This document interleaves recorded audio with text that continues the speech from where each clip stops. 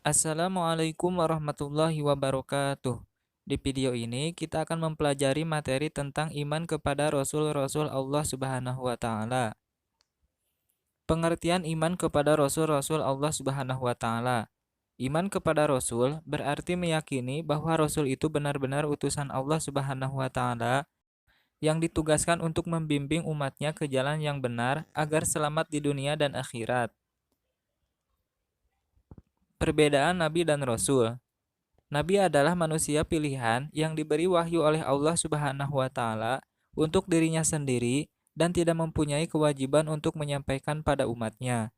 Sedangkan Rasul adalah manusia pilihan Allah Subhanahu wa Ta'ala yang diangkat sebagai utusan untuk menyampaikan firman-firman-Nya kepada umat manusia agar dijadikan pedoman hidup. Imam Ahmad meriwayatkan hadis dari Abi Dzar radhiyallahu anhu bahwa Rasulullah Shallallahu alaihi wasallam ketika ditanya tentang jumlah para nabi, beliau menjawab, jumlah para nabi itu adalah 124.000 nabi, sedangkan jumlah rasul 315.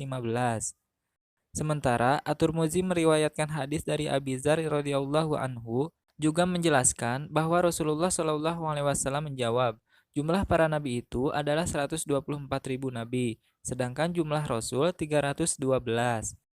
Jumlah nabi yang mendapat gelar ulul azmi ada 5, yaitu Nabi Nuh alaihissalam, Nabi Ibrahim alaihissalam, Nabi Musa alaihissalam, Nabi Isa alaihissalam, dan Nabi Muhammad sallallahu alaihi wasallam.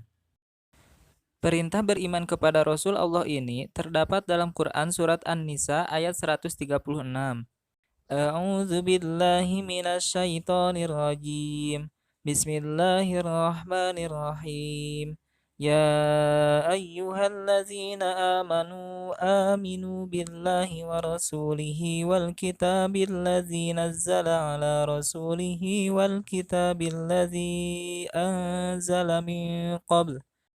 ومن يكفر بالله وملائكته وكتبه ورسله واليوم الآخر فقد ضل ضلالا بعيدا. Artinya, wahai orang-orang yang beriman, tetaplah beriman kepada Allah dan Rasul-Nya Muhammad dan kepada kitab Al-Quran yang diturunkan kepada Rasul-Nya, serta kitab yang diturunkan sebelumnya. Barang siapa ingkar kepada Allah, malaikat-malaikatnya, kitab-kitabnya, Rasul-Rasulnya, dan hari kemudian, maka sungguh orang itu telah tersesat sangat jauh. Sifat-sifat Rasul-Rasul Allah Subhanahu wa Ta'ala. Yang pertama, sifat wajib. Sifat wajib artinya sifat yang pasti ada pada Rasul. Sifat wajib ini ada 4. Yang pertama, as-sidik, yaitu Rasul selalu benar. Apa yang dikatakan Nabi Ibrahim alaihissalam kepada bapaknya adalah perkataan yang benar.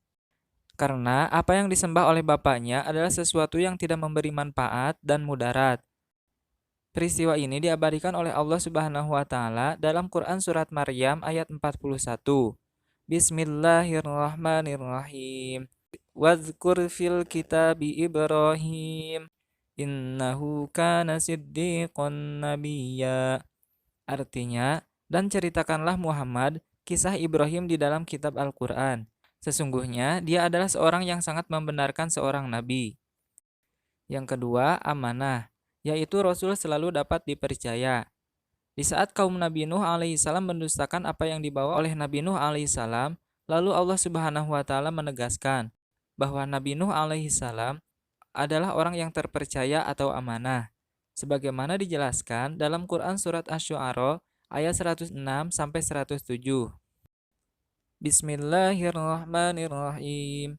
Idz qala lahum akhuhum Nuhun ala tattaqun inni lakum rasulun amin.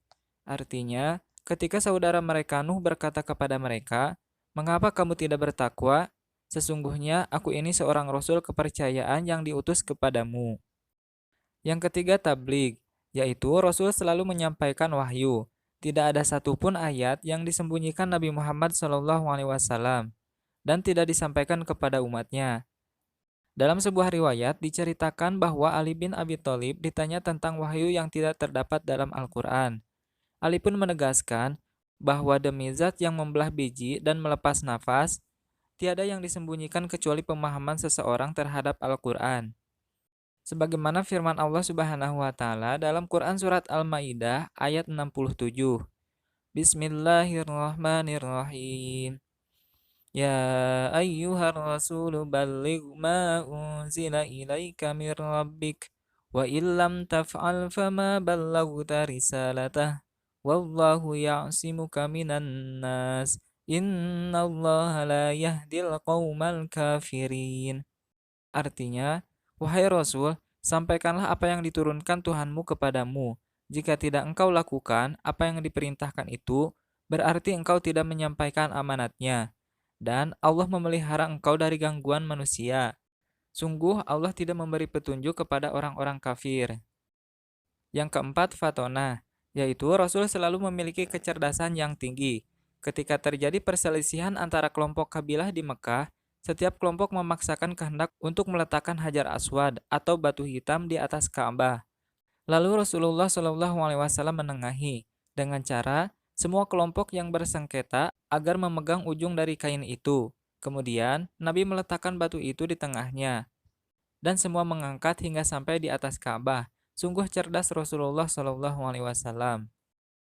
Pembagian sifat Rasul Allah yang kedua yaitu sifat mustahil. Sifat mustahil adalah sifat yang tidak mungkin ada pada Rasul. Sifat mustahil ini lawan dari sifat wajib. Yang pertama, kizib, yaitu mustahil Rasul itu bohong atau dusta. Semua perkataan dan perbuatan Rasul tidak pernah bohong atau dusta. Firman Allah Subhanahu wa taala dalam Quran surat An-Najm ayat 2 sampai 4. Bismillahirrahmanirrahim. Ma dhalla sahibukum wa ma ghawa wa ma yantiqu 'anil hawa in huwa illa wahyun yuha. Artinya, kawanmu Muhammad tidak sesat dan tidak pula keliru. Dan tidaklah yang diucapkan itu Al-Quran. Menurut keinginannya, tidak lain Al-Quran adalah wahyu yang diwahyukan kepadanya. Yang kedua, khianah, yaitu mustahil Rasul itu khianat. Semua yang diamanatkan kepadanya pasti dilaksanakan. Firman Allah Subhanahu wa taala dalam Quran surat Al-An'am ayat 106. Bismillahirrahmanirrahim. Ittabi' ma uhiya ilaika mir rabbik la ilaha illahu wa a'rid 'anil musyrikin.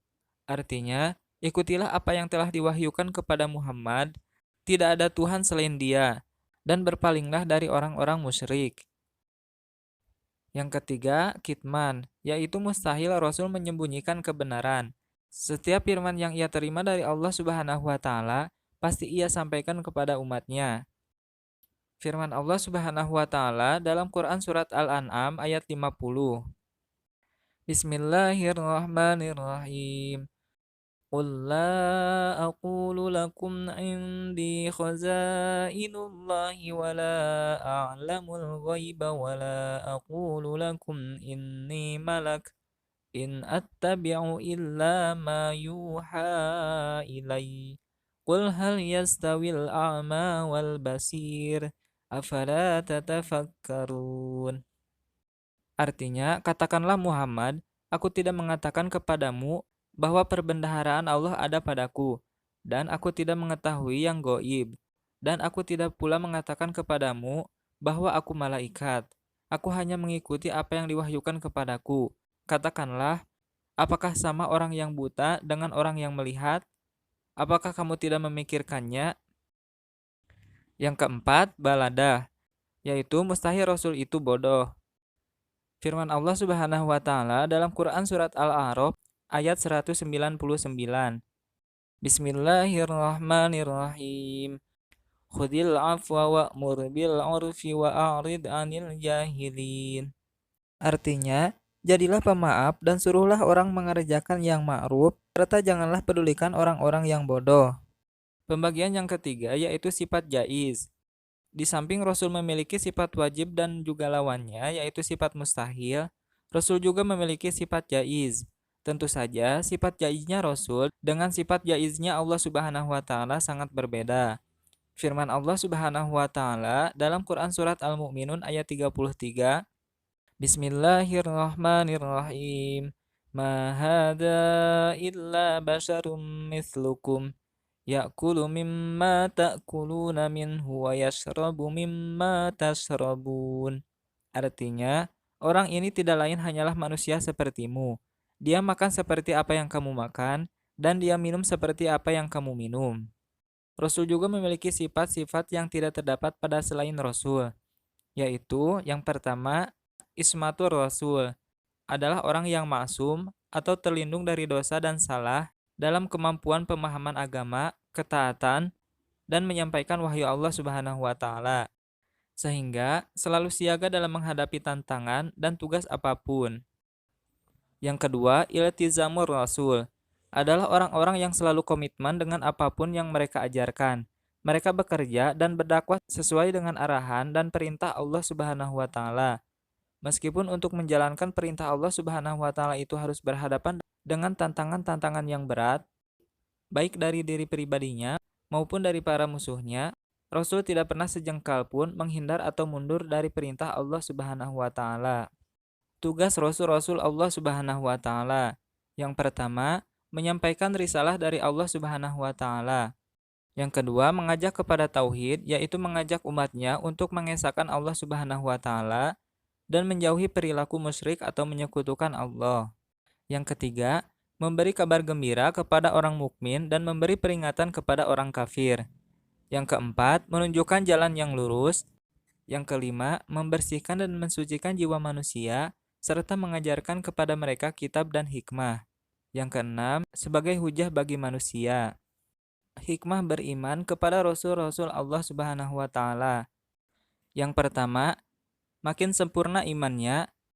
Yang kedua, terdorong untuk menjadikan contoh dalam hidupnya. Yang ketiga, terdorong untuk melakukan perilaku sosial yang baik. Yang keempat, memiliki teladan dalam hidupnya. Firman Allah Subhanahu wa taala dalam Quran surat Al-Ahzab ayat 21. Bismillahirrahmanirrahim.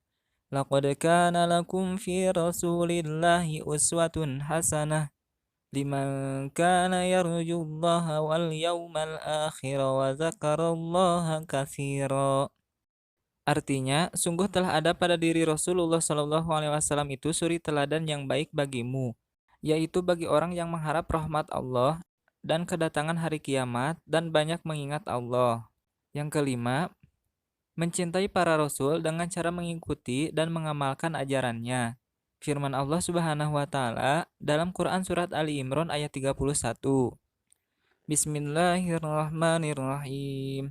Qul in kuntum tuhibbunallaha fattabi'uni yuhibbukumullahu wa yaghfir lakum dzunubakum wallahu ghafurur rahim. Artinya, katakanlah Muhammad, jika kamu mencintai Allah, niscaya Allah mencintaimu dan mengampuni dosa-dosamu. Allah Maha Pengampun, Maha Penyayang. Yang keenam, mengetahui hakikat dirinya bahwa ia diciptakan Allah Subhanahu wa taala untuk mengabdi kepadanya. Firman Allah Subhanahu wa taala dalam Quran surat Az-Zariyat ayat 56. Bismillahirrahmanirrahim. Wa ma khalaqatul jinna wal insa illa liya'budun. Artinya, aku tidak menciptakan jin dan manusia melainkan agar mereka beribadah kepadaku. Sekian video kali ini, semoga bermanfaat. Wassalamualaikum warahmatullahi wabarakatuh.